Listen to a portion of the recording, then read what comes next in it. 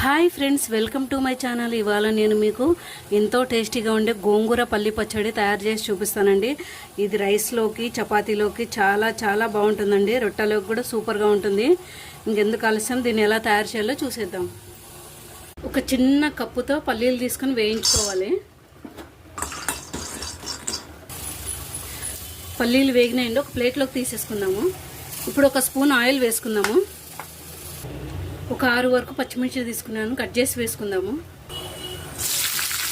పచ్చిమిర్చి వేగినాయండి, ఒక ప్లేట్లోకి తీసుకుందాము. 2 స్పూన్ల ఆయిల్ వేసుకుంటున్నాను. ఈ గోంగూర వేసి మగ్గించుకుందాము. గోంగూర మగ్గింది, ఒక ప్లేట్లోకి తీసేసుకుందాము. వీటినన్నిటినీ రోట్లో వేసుకొని దంచుకుందాము. ముందుగా రోట్లోకి పచ్చిమిర్చి, పల్లీలు వేసుకుందాము. వేసి దంచుకుందాము.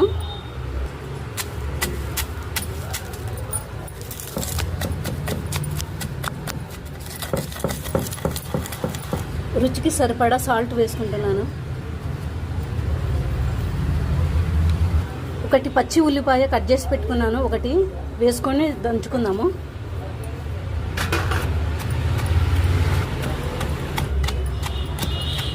ఇప్పుడు ఈ గోంగూర వేసుకొని దంచుకుందాము.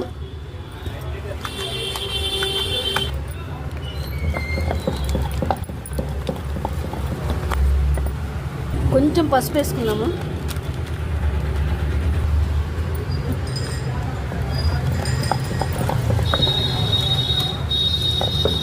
పచ్చడి రెడీ అయిందంటే ఒక ప్లేట్లోకి తీసుకున్నాము.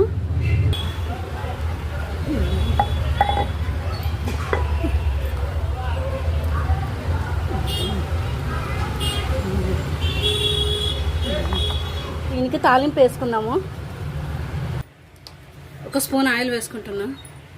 1 స్పూన్ ఆవాలు, జీలకర్ర, 1 స్పూన్ ఉద్దిబేళ్ళు, శనగబేళ్ళు, ఎల్లిపాయలు ఒక 3 వేసుకుంటున్నాను.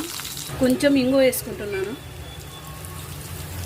కరివేపాకు, ఉల్లిపాయ ఒకటి కట్ చేసి వేసుకుంటున్నాను.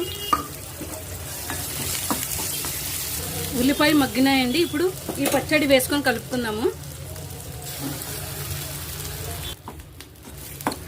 గోంగూర పచ్చడి రెడీ అయిందండి.